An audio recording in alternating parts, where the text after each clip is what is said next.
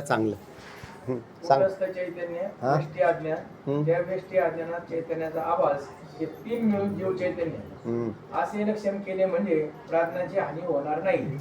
कारण सुषुप्तीमध्ये अज्ञानाचा अभाव नाही आणि सुषुप्तीमध्ये जे प्रतिबिंब सहित काही शंका आहे का कोणाला? आता पुष्कळ याचा विषय झाला. म्हणून अज्ञान हे बीज आहे, बुद्धी हे कार्य आहे.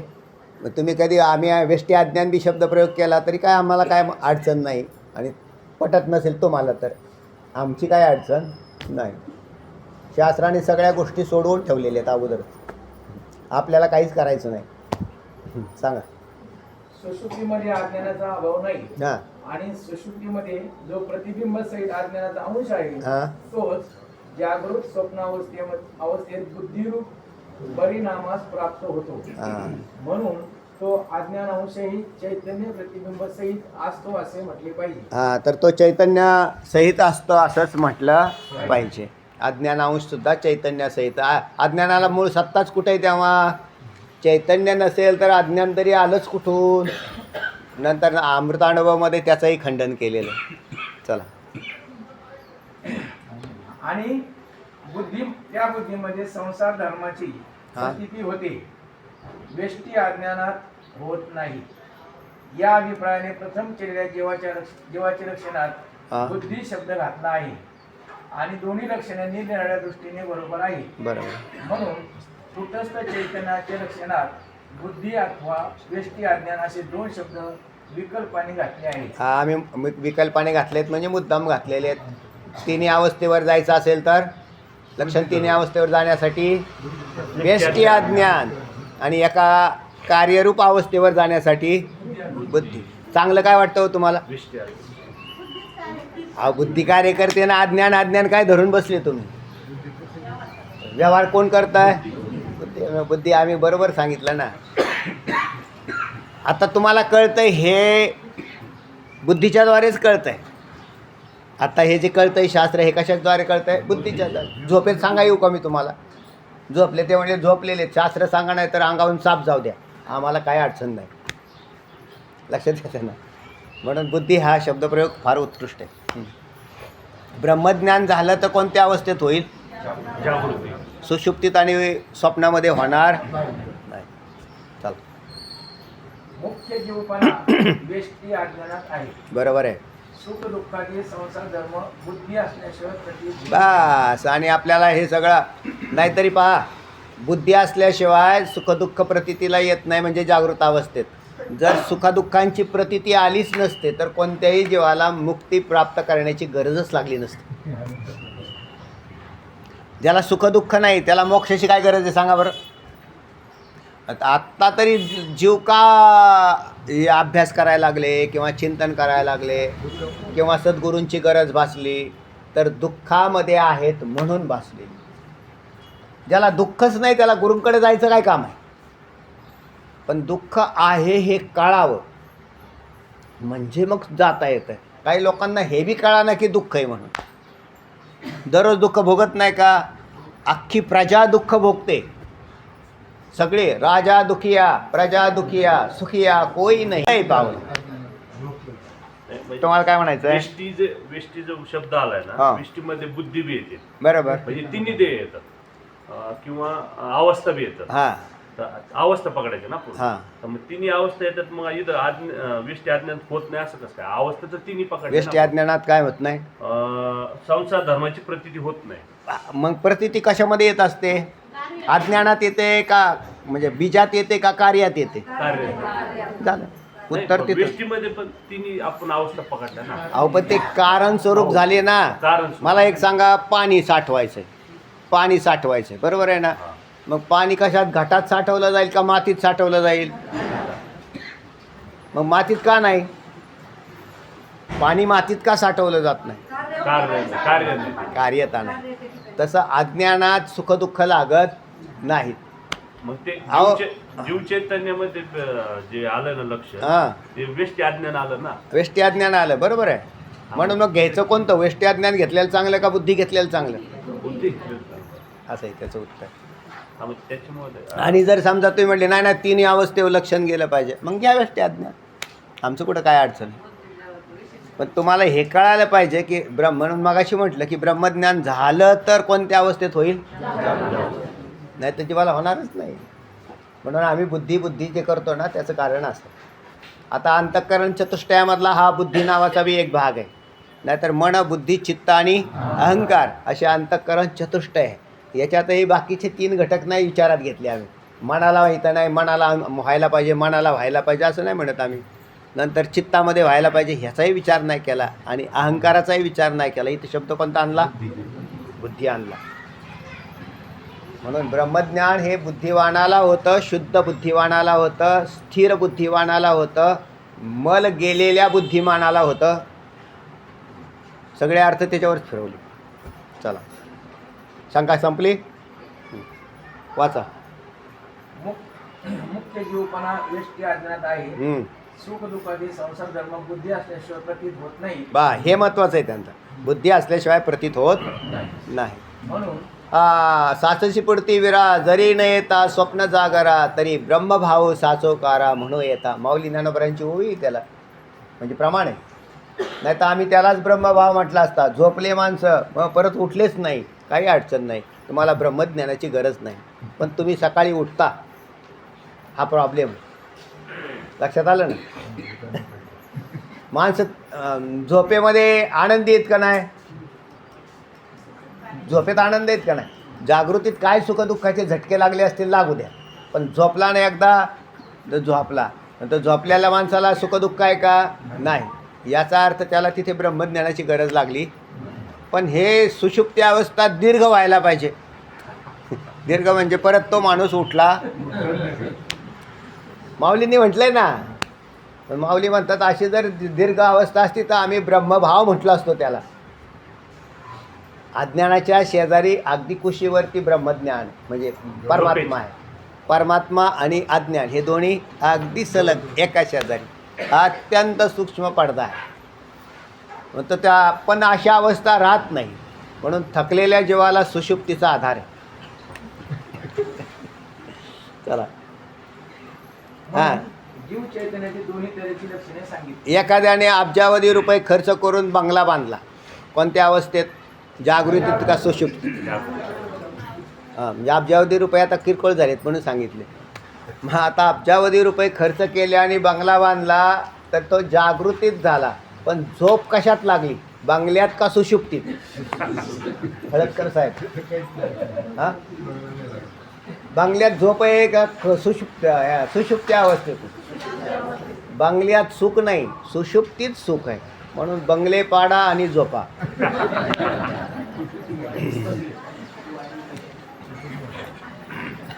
सोपा वेदांत सांगतो तुम्हाला.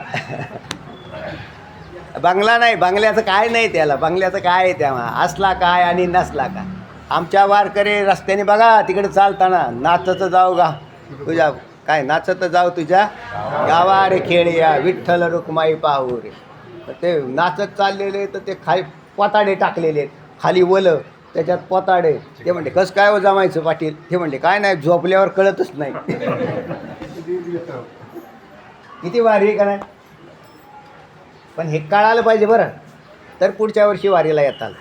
नाही तर मग खुशाल बंगल्यात झोपलेत पण झोपाच लागाना. वस्तुस्थिती म्हणजे ह्याला हे कळालं की हे काही कामाचं नाही. जागृती जी आहे ना, ती जागृती एका अवस्थेतली संपत्ती, एका अवस्थेतली पत्नी, मुलं, बाळ ही एका अवस्थेत. त्याच्यातही आयुष्य आहे तोपर्यंतच. ते हे नंतर हे संपले, विषय संपला, एका झटक्यात संपला. पण त्याच्यानंतर याचा विचार नाही करू राहिले लोक. अरे मेल्यावर काय होईल तुझं, तर तो विचारच नाही करत. तो गोळाच करतंय, ते गोळाच करतंय त्या मधमाशासारखे. त्या मधमाशांना काय कळाना. मध गोळा करून आणतात आणि कशात टाकतात, त्या पोळ्या भरतात आणि कोणीतरी एखादा येतो आणि झाडतो त्याच्यात. ते कांदा घेऊन जातो ना, ते पळतात त्याच्या मागं. आता तुझा पळून काय उपयोग आहे, तो गेला. तसा काळ येईल आणि झोडपून काढेल, शरीरं पडतील आणि तुम्ही निर्माण केलेला मध म्हणजे धनदारा पुत्र जन हे सगळं गायब होऊन जाईल. आणि ते म्हणतील मग काय हो आपण फालतू टाईमपास करत बसलो. पण हे कळालं पाहिजे. मग तुम्ही चिंतनाला लागताल. ते म्हटले नाही नाही नाही हे नको करायला, हे चिंतन करू आणि संसार जसा आहे ना तसा सहन करावा किंवा तसा त्या पद्धतीत त्याच्यात राहावं. गरिबी असेल तर गरिबी, श्रीमंती असेल तर श्रीमंती, असेल त्याच्यात समाधान. कुरकुर करणाऱ्या माणसं कधी परमार्थ करत नसतात. कायम लक्षात ठेवा, असं बोर्ड लिहून ठेवा. कुरकुर करणारे परमार्थ करत नसतात. असं वाचायचं, आपण कुरकुर करतो का? ते का गेलं काय? हां करतेत पण सांगत नाही ना. अरे जसं असेल तसं बाबा. हे कपडा आहे ना, जो मिळाला आनंद आहे, खायला जे मिळालं आनंद आहे. जशी स्थिती असेल सांगायसाठी ओंकार का काय? चला आनंद घ्या. परमार्थाचा आनंद फार मोठा आहे, पण पारमार्थिक होऊन आनंद भोगता येतो. म्हणजे समस्थितीत गेला की वृत्तीशून्य अवस्था होते. वृत्तीशून्य झालं की सुख नाही आणि दुःख नाही. ही स्थिती उत्कृष्ट स्थिती. आत्मा तरी काय आहे? आत्म्याच्या ठिकाणी सुखही नाही आणि वास्तव बरं.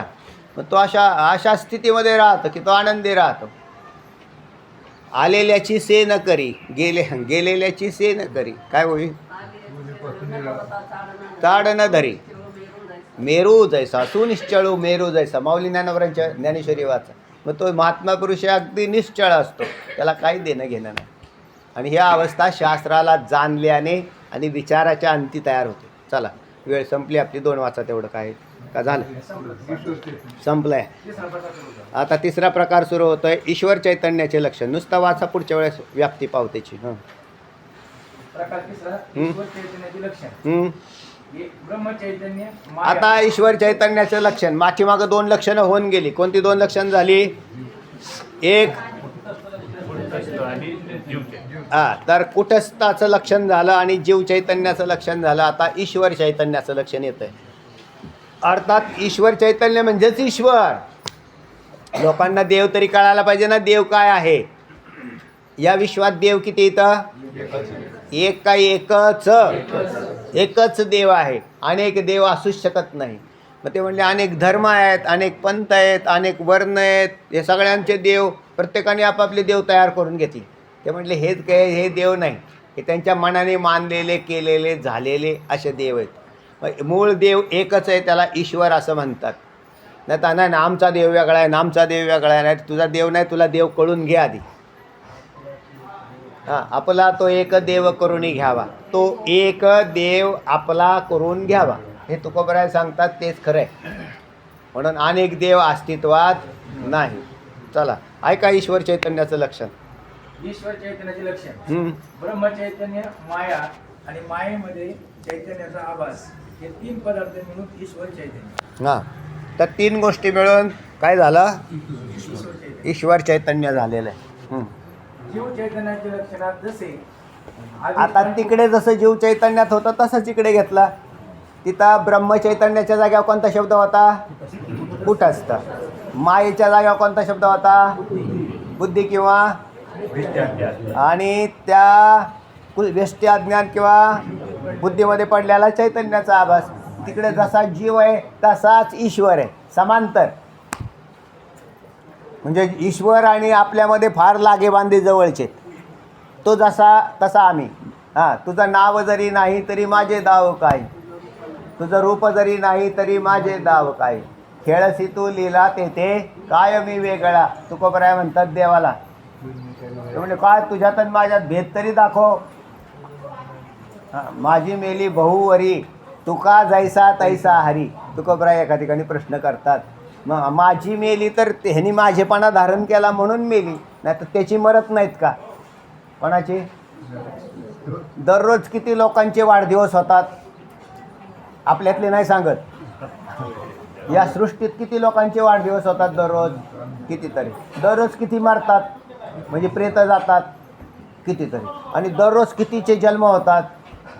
मग त्यांनी दररोज 3 सोहळे साजरे करायला पाहिजे ईश्वराने. एक जन्मलेल्यांचा सोहळा, दुसरा वाढदिवसाचा आणि तिसरा मेलेल्यांचा करायला पाहिजे का नाही? पण त्याच्या दृष्टीने काहीच नाही. तो मेला काय, जन्माला आला काय, गेला काय, काहीच नाही. आणि हे जीव मात्र सोहळे साजरे करत बसतात, करतात ना. वाढदिवस साजरा करा, वाढदिवस. पार 70-75ला गेले, 100ला गेले तरी तेच करतात. पारमार्थिक बी तेच करतात आणि बिगर पारमार्थिक बी. पारमार्थिक बी ते म्हणतात वाढदिवस करा, 75 साजरी करा. कशाला करायचे रे? मारायला गावऱ्या गेल्या ना तिकडे पार, तरी तुला कळा ना अजून. नाही नाही, वाढदिवस साजरा करू काय? काय कशाचा वाढदिवस आहे? का घट दिवस आहे?